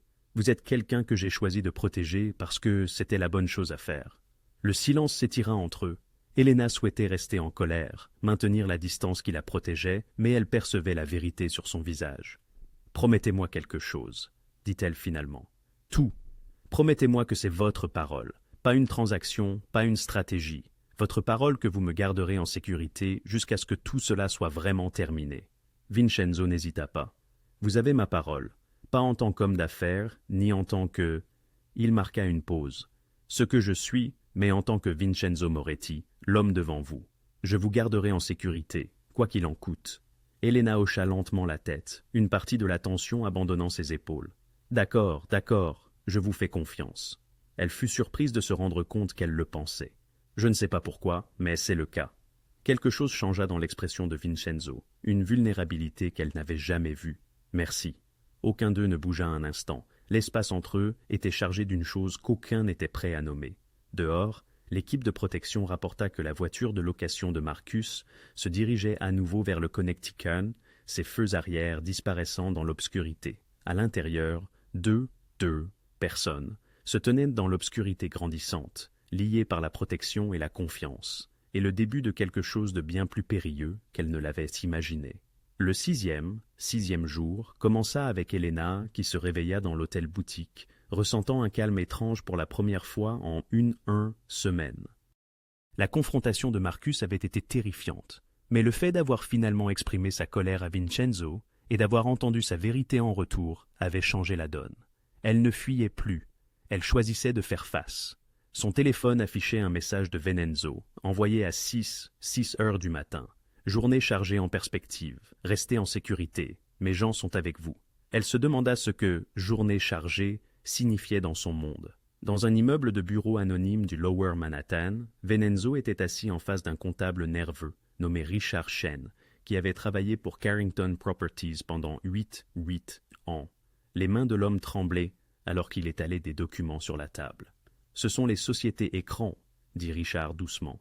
Hudson River Holdings, Tri-State Development Group, Metropolitan Properties LLC. Toutes des entités techniquement distinctes, mais toutes appartiennent à Carrington. Ils transfèrent de l'argent entre elles pour éviter les impôts et les dettes excessives. Dominique se pencha en avant, étudiant les papiers. Et Webb a l'autorisation de signature sur toutes. Pas toutes, juste ces trois. Richard G. pointed to specific account. Carrington a ajouté Webb il y a 18 mois. À l'époque, je pensais que c'était parce qu'il lui faisait confiance. Maintenant, je pense que c'est parce que Webb est jetable. Si quelque chose tourne mal, le nom de Webb est surtout pas celui de Carrington. L'expression de Vincenzo s'assombrit. Donc, si Webb devient une responsabilité légale, Carrington peut prétendre à l'ignorance, dire que Webb a agi sans autorisation, le jeter au procureur pendant que Carrington reste propre. Richard sortit un autre document. Mais voici ce que Carrington ignore. Webb a été négligent. Il utilise les cartes de crédit de la société pour des dépenses personnelles, des hôtels, des restaurants, des cadeaux pour Elena Santos. Des milliers de dollars facturés au compte de développement de Tri-State. « Pouvez-vous le prouver » demanda Dominique. Richard fit glisser un dossier sur la table. Reçu, relevé de carte de crédit, autorisation par email, tous avec la signature de Webb et les fonds de l'entreprise de Carrington. Si cela est vérifié, ils sont tous les deux en difficulté, mais surtout Webb. Vincenzo étudia les documents, son esprit explorant les possibilités. Et vous nous donnez ça pourquoi ? Parce que Carrington est un salaud qui a détruit l'entreprise de construction de mon frère à cause d'un différend contractuel. Mon frère a tout perdu, son entreprise, sa maison, son mariage. La voix de Richard se durcit. J'attendais quelqu'un avec suffisamment de pouvoir pour réellement nuire à Carrington. Quand vos gens m'ont contacté, j'ai vu ma chance. Vous pourriez perdre votre emploi, peut-être faire face à des conséquences légales. J'ai déjà un nouvel emploi à Boston, loin d'ici. Richard se leva. Faites-lui payer, monsieur Moretti, c'est tout ce que je demande. Après le départ de Richard, Dominique laissa échapper un léger sifflement. Webb volait Carrington pour son obsession d'Elena. Mieux, dit Vincenzo, un sourire froid se formant. Webb a créé une trace écrite qui relie directement Carrington à la fraude financière, et Webb est trop arrogant pour s'en rendre compte. À la mi-journée, l'opération de Vincenzo était en pleine action. Son équipe financière traça les achats de Webb, des chambres d'hôtel de luxe quand Elena refusait de le voir, des bijoux coûteux qu'elle avait rejetés, du matériel de surveillance qu'il avait acheté pour suivre ses mouvements, le tout facturé au compte de Carrington Properties, tout cela étant une utilisation techniquement illégale des fonds de l'entreprise. Mais la véritable cible n'était pas Webb, c'étaient les sociétés écrans elles-mêmes. « Patron, regardez ça. » Marco afficha un écran montrant un réseau de transactions entre Hudson River Holdings et une entreprise de construction du New Jersey. 3 millions de dollars transférés le mois dernier pour couvrir des frais de conseil. Mais la société de conseil n'existe pas. C'est juste une autre coquille de Carrington. Blanchiment d'argent, dit Dominique doucement, caché à la vue de tous, et Webb a signé le transfert. Venenzo étudia les documents. Il ne savait probablement même pas ce qu'il autorisait. Il a juste signé là où Carrington lui a dit de signer. Au cours des heures suivantes, ils bâtirent leur dossier. Pas seulement contre Webb, mais contre tout l'empire financier de Carrington. Des sociétés écrans sans employés, de faux contrats de conseil, des transactions immobilières où les propriétés étaient achetées et vendues entre les sociétés de Carrington pour gonfler les valeurs et cacher les pertes, et les signatures de Webb étaient partout. « Cet homme est un imbécile », murmura Carlo en examinant un autre document frauduleux. Il a signé tout ce que Carrington lui a présenté parce qu'il faisait confiance à son mentor. Carrington l'a formé, lui a fait sentir important, lui a donné une autorité qu'il ne comprenait pas, dit Vincenzo. Maintenant, Webb est la responsabilité que Carrington sacrifiera pour se sauver. En soirée, Vincenzo avait ce dont il avait besoin. Pas seulement des preuves des dépenses non autorisées de Webb pour Helena, c'était l'hameçon, mais des preuves de la fraude financière systématique de Carrington, c'était le couteau. Il appela Helena depuis la salle de guerre, ayant soudainement besoin d'entendre sa voix au milieu des calculs stratégiques. « Salut !» répondit-elle, l'air surprise. « Tout va bien ? Tout va bien, je voulais juste vérifier comment vous alliez. C'est vraiment gentil en fait. » Il entendit son sourire à travers le téléphone. « Je vais bien, je travaille de ma chambre d'hôtel aujourd'hui. »« Vos gens m'ont livré le déjeuner plus tôt. Carlo a un goût étonnamment bon en matière de cuisine thaïlandaise. Carlo est plein de surprises. » Vincenzo se sentit légèrement détendu. « Helena, demain soir, il y a un événement caritatif au Metropolitan Club, un événement mondain, beaucoup de l'élite new-yorkaise. Carrington sera là. »« D'accord ?» Elle semblait confuse quant à la raison pour laquelle il lui disait cela. « Je veux que vous veniez avec moi. » Silence. « En tant que quoi, exactement ?» demanda Helena prudemment. « En tant qu'invité, en tant que quelqu'un en qui j'ai confiance. » Il fit une pause. « En tant que quelqu'un avec qui j'aimerais passer la soirée en dehors de tout ce chaos. Venenzo, si Carrington me voit là-bas, laissez-le voir que vous n'avez pas peur, que vous ne vous cachez pas. » Sa voix s'adoucit. « Et que Marcus Webb, qui en entendra certainement parler, comprenne que vous avez tourné la page, qu'il n'a plus aucun pouvoir sur vous. Cela fait partie de votre stratégie, n'est-ce pas? Mais elle ne semblait pas en colère. Vous préparez un coup pour demain soir, n'est-ce pas? Admit-il. Mais ce n'est pas pour cela que je vous demande de venir. Je vous le demande parce que je veux votre présence. La stratégie est une autre affaire. » Un silence s'ensuivit. Puis, Helena reprit. « Alors, quelle tenue dois-je porter pour un événement mondain au Metropolitan Club ?» Un sourire traversa le visage de Vincenzo. « Je m'en occupe. Dites simplement oui. »« C'est absurde, » souffla-t-elle. « Probablement une très mauvaise idée, vraisemblablement. D'accord ?» Helena prononça le mot, et il perçut de nouveau un sourire dans sa voix. « Oui. » Après avoir raccroché, Dominique regarda son patron avec des sourcils levés. « Vous l'emmenez à l'événement où Carrington sera présent ?»« Je l'emmène car elle mérite d'entrer dans cette pièce la tête haute, » répondit Vincenzo. « Et parce que je veux que tout le monde, en particulier Carrington et Webb, comprenne précisément qui est Helena Santos sous ma protection. Et qu'est-ce qu'elle est pour vous, patron ?» demanda Dominique à voix basse. « Vraiment ?» Vincenzo se pencha sur les documents étalés sur son bureau. Des preuves qui détruiraient Marcus Webb et affecteraient gravement William Carrington. Une semaine auparavant, cela aurait été une simple manœuvre commerciale pour récupérer ses 8 millions de dollars.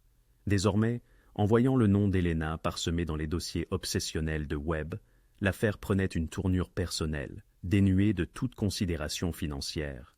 « Je ne sais pas encore, » avoua Benzo, « mais je vais le découvrir. » Dehors, le soleil se couchait sur Manhattan. Demain soir, au Metropolitan Club, tout changerait.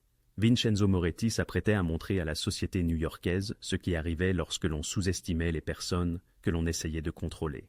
Et Helena Santos, la femme qui, par un hasard de 5 jours, s'était retrouvée dans sa chambre, serait à ses côtés au moment clé. La robe que Vincenzo envoya était en soie bleu nuit, fluide comme l'eau, élégante sans être ostentatoire. Helena se reconnut à peine dans le miroir. La femme qui lui faisait face n'était pas la jeune fille effrayée qui avait couru sous la pluie une semaine auparavant. Cette femme semblait appartenir au monde dans lequel elle était sur le point d'entrer. Carlo la conduisit au Metropolitan Club où Vincenzo l'attendait à l'entrée, paré d'un smoking taillé sur mesure. Lorsqu'il la vit sortir de la voiture, Son expression se transforma. L'admiration se mêlait à quelque chose de plus profond. « Vous êtes magnifique », dit-il simplement, lui tendant le bras. « Vous avez l'air dangereux », répondit Helena, l'acceptant. Son sourire fut rapide et authentique. « Bien, c'est le but. » La grande salle de bal du Metropolitan Club était tout ce qu'Helena avait imaginé. Des lustres en cristal, des serveurs en gants blancs, la crème de la richesse new-yorkaise se pressait en grappes de privilèges et de puissance. Elle sentit les regards se tourner vers eux, à leur entrée, les murmures following. « Ils nous regardent », murmura Helena. « Laissez-les », répliqua Vincenzo, la main délicatement posée sur le bas de son dos. « Ils se demandent de qui vous êtes et pourquoi Venenzo Moretti a amené une nouvelle personne dans leur petit royaume. » De l'autre côté de la pièce, Helena le vit. William Carrington, aux cheveux argentés et imposants, entouré d'admirateurs. Il aperçut Vincenzo et son expression vacilla, trahissant une inquiétude fugace avant de retrouver sa neutralité habituelle. « Il sait que vous êtes ici, » dit Helena. « Il sait que je suis ici avec vous, c'est ce qui compte, » affirma Vincenzo. Il la guida vers le bar. Marcus Webb devait être présent ce soir. Carrington l'a retiré de la liste des invités ce matin. « À cause de moi ?» Parce que Carrington est nerveux. Il sent que quelque chose approche. Il ne sait juste pas quoi. Vincenzo consulta sa montre. Et dans environ 15 minutes, il va le découvrir. L'estomac d'Helena se noua d'anticipation et de crainte. Qu'allez-vous faire? Avant que Vincenzo ne puisse répondre, Dominique apparut à ses côtés. Tout est en place, patron. Richard a confirmé que les emails sont partis il y a 10 minutes. Parfaitement. Vincenzo se tourna vers Helena. Venez avec moi. Il y a quelque chose que vous devriez voir. Il la guida à travers la foule, saluant poliment les invités, mais sans s'arrêter avant d'atteindre un balcon surplombant la salle de bal. L'espace y était plus calme, retiré de la fête en dessous, mais offrant une vue imprenable sur tout ce qui se passait. « Observez », dit Benzo doucement. Pendant quelques minutes, rien ne se produisit. Puis, Helena le vit. Une ondulation se propagea près de l'entrée. Des gens vérifiant leur téléphone, se penchant les uns vers les autres, murmurant avec une urgence croissante. L'atmosphère élégante de la fête commença à se fissurer. « Que se passe-t-il » demanda Helena. « Chaque grand média de New York vient de recevoir un dossier anonyme », expliqua Vincenzo, sa voix calme. Des documents financiers révélant une fraude systématique au sein des propriétés Carrington, sociétés écrans, faux contrats de conseil, blanchiment d'argent, le tout lié à l'empire de William Carrington. Le souffle d'Helena se coupa. Les documents d'hier et la signature de Marcus Webb figurent sur la plupart d'entre eux, en particulier les plus accablants. Les yeux de Vincenzo suivirent Carrington dans la salle de bal en contrebas. Il pensait qu'on lui confiait des responsabilités. Il ne réalisait pas qu'on le préparait à être la tête de Turc. Sur le parterre de la salle de bal, les murmures avaient viré à un grondement sourd. Carrington était encerclé de personnes lui montrant leur téléphone, leur visage allant du choc à l'accusation. Son sang-froid, si soigneusement maintenu, s'effritait. Mais le meilleur, poursuivit Vincenzo, c'est le deuxième ensemble de documents qui vient d'être envoyé à la SEC et à l'IRS. Les relevés de cartes de crédit personnelles de Marcus Webb, montrant des milliers de dollars de dépenses non autorisées sur les comptes des propriétés Carrington, hôtels, cadeaux, équipements de surveillance, tout l'argent qu'il a dépensé à vous traquer, Helena. Tout cela volé à son mentor. Helena vit le visage de Carrington pâlir alors que quelqu'un, probablement son avocat, lui montrait quelque chose sur une tablette. « Oh mon Dieu, Marcus Webb a utilisé des fonds de l'entreprise pour vous terroriser. Et William Carrington a validé les comptes qui ont rendu cela possible, même s'il n'en connaissait pas les détails, » dit Vincenzo, son sourire glacial. À l'heure actuelle, chaque média de la ville tente de vérifier les documents. D'ici demain matin, ce sera le plus grand scandale financier de l'année. En contrebas, Carrington se frayait un chemin à travers la foule, pressant son téléphone à son oreille, son masque soigneusement élaboré, complètement brisé.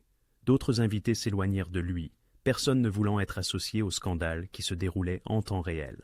« Carrington va jeter Marcus sous le bus pour se sauver », dit Helena calmement. « Il est probablement déjà en train d'appeler ses avocats pour rédiger une déclaration. Marcus Webb a agi sans autorisation. Nous sommes choqués et consternés.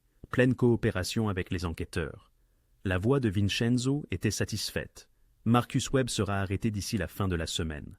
Carrington survivra, mais endommagé. Sa réputation entachée. Ses relations politiques remettant en question leur association. Et vos 8 millions de dollars seront payés d'ici lundi matin. Carrington ne peut pas se permettre plus d'attention sur ses finances. Il voudra que cela soit réglé discrètement et rapidement. Vincenzo se tourna pour lui faire face. Mais il ne s'est jamais agi uniquement d'argent, Elena. Elle le savait désormais. Il s'agissait de justice pour elle, pour la mère de Vincenzo, pour tous ceux qui avaient été contrôlés par quelqu'un ayant plus de pouvoir. Marcus est détruit. Marcus s'est détruit lui-même au moment où il a cru pouvoir posséder une autre personne. Je me suis juste assuré que tout le monde puisse le voir. L'expression de Vincenzo s'adoucit. « Comment vous sentez-vous » Elena baissa les yeux vers la salle de bal, vers les débris de la soirée, vers des gens puissants s'empressant de se distancier d'un homme qui l'avait terrorisé pendant 2 ans. Elle s'attendait à ressentir du triomphe, de la vengeance. Au lieu de cela, elle ressentit quelque chose de plus complexe.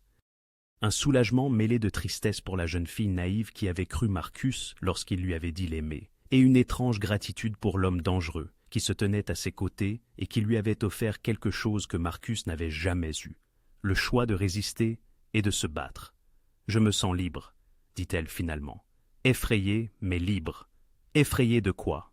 De vous. » Elle croisa son regard directement. « De la puissance que vous possédez, de ce que vous pourriez faire si vous le vouliez, de ce que cela signifie que je commence néanmoins à vous faire confiance. » Vincenzo resta silencieux un instant, les sons de la fête perturbés montant d'en bas. « Je n'utiliserai jamais ce pouvoir contre vous, Elena. J'espère que vous le savez. »« Je le sais, c'est ça qui m'effraie. » Elle désigna le chaos en dessous. « Vous venez de détruire la vie d'un homme en quelques appels téléphoniques et quelques documents.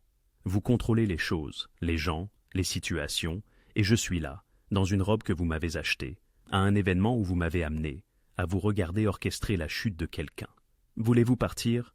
C'était une question sincère. Elena savait que si elle répondait oui, Vincenzo la ferait partir immédiatement, sans poser de questions. Mais elle resta immobile. « Non, je veux voir comment cela se termine. » Le sourire de Vincenzo était différent cette fois, plus chaleureux, presque vulnérable. « Cela se termine avec votre sécurité, avec Marcus Webb affrontant les conséquences de tout ce qu'il a fait, avec vous retrouvant votre vie. »« Et vous ?» demanda Elena. « Quelle est votre place dans ma vie après tout cela ?»« Où que vous vouliez que je sois, » répondit Vincenzo doucement. « Ou nulle part, c'est votre choix. » En dessous d'eux, le gala se dissolvait dans le chaos. Carrington s'était enfui. Les invités partaient en groupe, se distançant déjà du scandale. Et sur le balcon, 2 personnes se tenaient les proches dans l'ombre, le jeu du pouvoir et de la vengeance tourbillonnant autour d'elles, tandis que quelque chose d'autre, quelque chose qu'aucun des 2 n'avait prévu, prenait racine entre eux. « J'ai besoin de temps, » dit Elena, « pour digérer tout cela, pour découvrir qui je suis, sans Marcus, sans peur. »« Prenez tout le temps qu'il vous faut, » répondit Vincenzo, lui offrant son bras. « Mais pour cette nuit, laissez-moi vous emmener quelque part au calme, loin de tout cela. » Elena prit son bras, et ensemble, ils laissèrent le chaos derrière eux. Aucun des 2 ne vit Dominique, qui observait de l'autre côté de la salle de bal, un rare sourire aux lèvres. Le patron avait gagné sa guerre, mais il avait trouvé quelque chose de plus précieux dans le processus. Au lendemain matin du gala, Elena fut réveillée par les alertes d'actualité de son téléphone. Tous les grands médias diffusaient de l'histoire. Un dirigeant de Carrington Properties impliqué dans une fraude financière. Marcus Webb, étoile montante ou criminel d'entreprise. Le milliardaire William Carrington, visé par une enquête de la SEC. Elle parcourait article après article, le visage de Marcus affiché en gros titres, son image méticuleusement construite en miettes du jour au lendemain. Le prodige était devenu un récit d'avertissement. Son téléphone sonna. « Vincent. »« As-tu dormi ?» demanda-t-il, sa voix rauque, comme s'il n'avait pas fermé l'œil. « Un peu, et toi ?»« Pas beaucoup. J'ai géré les retombées. » Il marqua une pause. Marcus Webb a été arrêté il y a 1 heure. Plusieurs chefs d'accusation, détournement de fonds, fraude, utilisation non autorisée de fonds d'entreprise. Ses avocats négocient déjà un accord de plaidoyer. Elena s'assit sur le lit de l'hôtel, la réalité s'ancrant. C'est vraiment fini. La partie légale ne fait que commencer, mais pour toi, oui, Marcus Webb ne te dérangera plus jamais. Il risque de 5 à 10 ans de prison s'il est condamné, et les avocats de Carrington veillent à ce qu'il assume seul les conséquences. Elle aurait dû ressentir plus de triomphe, de la victoire, quelque chose. Au lieu de cela, elle ne ressentait qu'un vide. « Et Carrington me paiera ce qu'il me doit avant la fin de la journée », continua Vincenzo, sa voix empreinte d'une satisfaction sinistre. 8 millions, plus les intérêts, plus 2 millions supplémentaires pour mes ennuis. Sa réputation est anéantie, dit Elena. Il se reconstruira, finalement. Les hommes comme lui le font toujours. mais il n'oubliera jamais le coup d'avoir cru pouvoir éviter ses dettes. Alors, tu as gagné, dit Helena doucement. Tu as eu ton argent et détruit ceux qui t'avaient si trahi. Oui, ne n'y a-t-il pas? Helena, j'aimerais te voir aujourd'hui. Peut-on se rencontrer? 2 heures plus tard, Helena pénétra dans l'appartement terrasse pour ce qui lui sembla être la 100e fois. Mais cette fois, tout était différent. L'installation de salle de guerre avait disparu. La suite ressemblait de nouveau à une simple chambre d'hôtel de luxe, paisible et silencieuse. Vincenzo se tenait à la fenêtre, toujours dans les mêmes vêtements que la veille, l'air plus humain qu'elle ne l'avait jamais vu, fatigué, incertain, vulnérable. « Merci d'être venu, dit-il. Tu as demandé, je suis venu. » Helena posa son sac à main. « Alors, que se passe-t-il maintenant ?»« C'est de ça que je voulais parler. » Il se dirigea vers le coin salon et lui fit signe de le rejoindre. « Ta vie t'appartient à nouveau, Helena. Marcus fait face à la prison. Carrington ne risquera pas de s'approcher de toi. Tu es en sécurité. Grâce à toi. Grâce à ton courage de t'être enfui en premier lieu. » Vincenzo se pencha en avant, les coudes sur les genoux. « Mais maintenant, tu dois faire un choix. » Le cœur d'Helena battit plus vite. « Quel genre de choix ?»« La première option, je peux te faire disparaître. Nouvelle identité, nouvelle ville, assez d'argent pour recommencer à zéro, n'importe où dans le monde. Mes contacts s'assureront que personne de ton ancienne vie ne puisse te retrouver. Ni Marcus, quand il sortira éventuellement. Ni Carrington, ni personne. Liberté totale, anonymat complet. Cela ressemble à un programme de protection des témoins. Concept similaire. Tu serais en sécurité, mais tu serais aussi seul. Nouveau nom, nouvelle histoire. Aucun lien avec quiconque tu connaissais auparavant. Ses yeux sombres croisèrent les siens, y compris moi. La gorge d'Helena se serra. Et la deuxième option? Tu restes. Tu gardes ta vie, ton travail, ton nom, tout ce qui t'appartient. Mais tu restes dans mon monde, sous ma protection. Pas comme quelqu'un que j'abrite, mais comme quelqu'un... Il marqua une pause, choisissant ses mots avec soin. Comme quelqu'un qui compte pour moi. L'air entre eux était chargé. Qu'est-ce que cela signifie? Cela signifie que je veux te connaître, Helena Santos. Pas comme une femme que je protège d'une menace, mais comme toi, la vraie toi. La voix de Vincenzo était plus douce qu'elle ne l'avait jamais entendue. Cela signifie que je veux voir où cela nous mène, si tu le veux aussi. Mais je ne mentirai pas sur ce que cela implique. Ton monde est dangereux.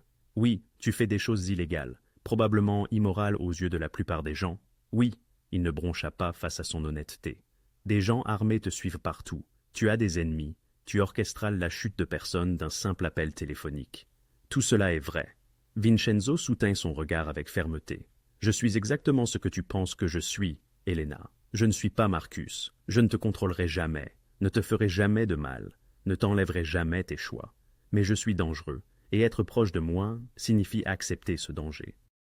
Helena se leva, se dirigeant vers la fenêtre où il s'était tenu si souvent. La ville s'étendait sous eux, vaste et complexe. Quelque part là-bas, Marcus était assis dans une cellule. Quelque part, William Carrington s'efforçait de sauver son empire. Et ici, à 40 étages, on lui offrait un choix qui définirait le reste de sa vie. J'ai passé 2 ans piégée dans une relation avec quelqu'un qui me faisait me sentir insignifiante, dit-elle doucement. Il m'a enlevé mes choix, morceau par morceau, jusqu'à ce que je ne me souvienne plus qui j'étais sans lui. Et puis, je suis entrée dans ta chambre par accident, et tu m'as rendu le pouvoir. J'ai fait ce qui devait être fait. Non, elle se tourna vers lui. Tu as fait plus que ça. Tu m'as vu non pas comme une victime, non pas comme un levier, mais comme une personne digne d'être protégée simplement parce que c'était juste. Sa voix trembla légèrement. Et maintenant, je ne sais pas si ce que je ressens est réel, ou si ce n'est que de la gratitude, ou un traumatisme, ou... C'est réel, dit Vincenzo en se levant. Ce que tu ressens est réel, Helena. Ce que je ressens aussi. C'est pourquoi ce choix est si important. Je ne te laisserai pas rester parce que tu te sens obligée. Je ne te laisserai pas rester parce que tu es reconnaissante. Tu restes parce que tu le veux, sachant exactement ce que tu choisis. Et si je choisis de disparaître? Une douleur traversa son visage, rapidement masqué. Alors je t'aiderai à disparaître. Je m'assurerai que tu sois en sécurité et installé où tu le souhaites. Et je respecterai ton choix entièrement. Les yeux d'Helena brûlèrent de larmes non versées. J'ai besoin de temps, je sais. Je dois découvrir qui je suis sans la voix de Marcus dans ma tête, sans peur, sans... Elle fit un geste entre eux, sans toute cette intensité. Combien de temps as-tu besoin? Je ne sais pas. Des jours, des semaines. Elle rit d'un rire nerveux. Je n'ai jamais eu à prendre une décision aussi importante auparavant. Marcus prenait toutes mes décisions pour moi. Vincenzo s'approcha lentement d'elle, lui laissant le temps de s'éloigner si elle le souhaitait. Elle ne le fit pas. Il lui prit le visage doucement, son pouce effleurant sa pommette. « Prends tout le temps dont tu as besoin. 1 semaine, 1 mois, 1 an, cela n'importe pas. J'attendrai. Et si je choisis de partir? Alors tu me manqueras chaque jour pour le reste de ma vie, dit-il simplement. Mais je serai heureux de savoir que tu es libre et en sécurité et que tu vis la vie que tu as choisie. » Une larme roula sur la joue d'Elena. Vincenzo l'essuya. « J'ai peur, avoua-t-elle. De toi, de ça, de tout ce que je désire rester, même si je sais que je ne devrais pas. Avoir peur est intelligent. Cela signifie que tu comprends ce que tu vas choisir. » Il déposa un doux baiser sur son front. « Rentre chez toi, Elena, dans ton véritable appartement, avec ta vraie vie. Prends du temps, découvre ce que tu veux, et quand tu seras prête, si tu es prête, appelle-moi. Et si je n'appelle pas, alors je saurai que tu as choisi la liberté plutôt que moi. » Et c'est bien ainsi. Son sourire était triste mais sincère. « Ton bonheur compte plus que ce que je désire. » Elena quitta le penthouse hébété, Carlo l'attendant pour la ramener chez elle. Alors que la ville défilait devant les vitres de la voiture, elle réfléchit au choix, à la liberté et à l'homme dangereux qui lui avait offert les deux. Elle pensa aux robes bleu nuit, aux équipes de protection et à la manière dont Vincenzo la regardait, comme si elle était précieuse. Elle pensa à Marcus en cellule, à la réputation brisée de Carrington et au prix de la vengeance. Et elle pensa au genre de vie qu'elle voulait construire à partir des cendres de tout ce à quoi elle avait échappé. Le choix était sien désormais, entièrement, terrifiante et merveilleusement sien. 3 semaines passèrent. Elena retourna au travail. Elle réintégra son appartement, son vrai appartement, plus les chambres d'hôtel. Elle prit un café avec des amis qu'elle avait perdus de vue pendant les années Marcus. Elle commença une thérapie, travaillant sur 2 ans de manipulation et de contrôle. Elle n'appela pas Vincenzo, mais son équipe de protection resta, invisible mais présente. Carlo lui envoyait un message tous les quelques jours, des nouvelles occasionnelles, qui ressemblaient plus à un ami s'enquérant de son bien-être qu'à un garde du corps, faisant son travail. Des fleurs arrivaient à son appartement 1 fois par semaine, toujours simples, jamais ostentatoires, avec des cartes qui disaient, par exemple, « Je pense à vous, prenez votre temps ». Marcus Webb plaida coupable de 8 chefs d'accusation de fraude et de détournement de fonds. Les informations le montraient et conduites au tribunal, ne ressemblant en rien à l'homme confiant qu'il avait autrefois convaincu qu'elle ne pourrait pas survivre sans lui. Il fut condamné à 7 ans. William Carrington survécut. Le scandale s'estompa, mais l'Empire resta intact, exactement comme Vincenzo l'avait prédit. Les 8 millions furent payés, la dette réglée. Elena observait tout cela de loin, ayant l'impression de regarder la vie de quelqu'un d'autre. Et lentement, morceau par morceau, elle se rappela qui elle était. Elle était Elena Santos, qui aimait les vieux films et les jeux de mots terribles, qui voulait voyager mais n'avait jamais quitté le pays, qui était douée pour son travail et terrible en cuisine, qui avait survécu à quelque chose qui aurait pu la briser et en était ressortie plus forte. Elle était quelqu'un qui méritait d'être heureuse. La question était, qu'est-ce qui la rendrait heureuse? Pendant des semaines après le gala, Elena se tint devant le Belmont Grand, contemplant le bâtiment où tout avait changé. Elle était venue là sans l'avoir prévu, sa voiture semblant naviguer d'elle-même. Elle sortit son téléphone, regarda le contact de Vincenzo, le numéro qu'elle avait fixé des centaines de fois, mais jamais appelé, et finalement appuya sur « Composer ». Il répondit au premier signal. Elena. Juste son nom, mais elle y entendit tout, l'espoir, la prudence, le désir. « Je suis en bas, dit-elle. Puis-je monter ? » Toujours. Le penthouse avait l'air différent sous la lumière de la fin d'après-midi. Plus doux, d'une certaine manière. Vincenzo l'attendait près de la fenêtre, à son endroit habituel. Mais quand elle entra, il ne bougea pas, la laissant venir à lui, la laissant contrôler le moment. « Tu as été patient, dit Elena. Tu as demandé du temps, je te l'ai donné. » Ses yeux sombres scrutèrent son visage. « As-tu découvert ce que tu voulais ? J'ai découvert qui je suis sans peur. Sans quelqu'un pour me contrôler, sans fuir. » Elle fit un pas de plus. Je suis quelqu'un d'assez courageux pour entrer dans le penthouse d'un étranger pendant un orage, qui est assez forte pour tenir tête à un homme comme Marcus Webb, qui est assez intelligente pour faire la différence entre être protégé et être contrôlé. Tu es toutes ces choses, acquiesça Vincenzo doucement, et j'ai découvert autre chose, un autre pas.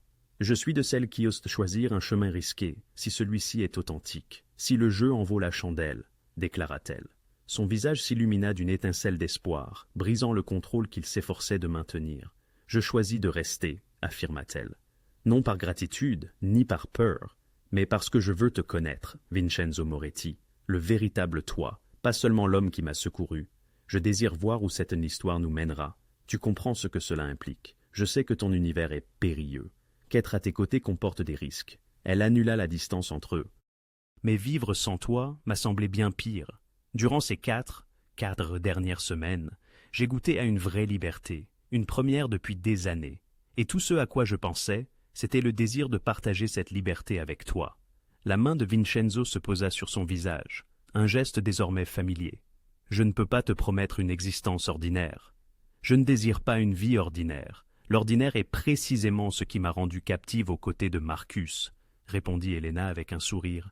Je veux de l'authenticité, je veux de la sincérité, je veux quelqu'un qui me considère comme son égal, pas comme une simple possession. Tu n'es pas seulement mon égal, Elena, tu es la personne la plus forte que je connaisse, murmura-t-il, son pouce effleurant sa pommette. Tu as fait irruption dans mon existence par pur hasard, et tu as bouleversé chaque aspect. Tu m'as fait retrouver la motivation première de mon combat, non pour l'argent ou le pouvoir, mais pour la justice, pour ces âmes qui ne pouvaient que se défendre elles-mêmes. Ainsi, nous ne sommes plus les mêmes qu'il y a quatre semaines. Nous avons été entièrement transformés. Le sourire de Vincenzo était sincère, chaleureux, bien loin du masque de froideur qu'il exhibait au monde. La question c'est, comment allons-nous procéder maintenant? La spontanéité et la vivacité du rire d'Elena résonnèrent. Je n'en ai aucune idée. Je n'ai jamais fréquenté un chef de la mafia auparavant. Je n'ai jamais été en couple avec quelqu'un qui me stimule autant que toi. Il la rapprocha de lui, son front se posant contre le sien. Nous trouverons un chemin ensemble. Ensemble, répéta Elena, appréciant la sonorité de ce mot. Il y a quelque chose que tu devrais savoir, reprit Vincenzo. Je me retire. Elle recula pour le regarder. Qu'est-ce que... Pas entièrement. Ce n'est pas ainsi que cela fonctionne. Mais je me retire des opérations quotidiennes.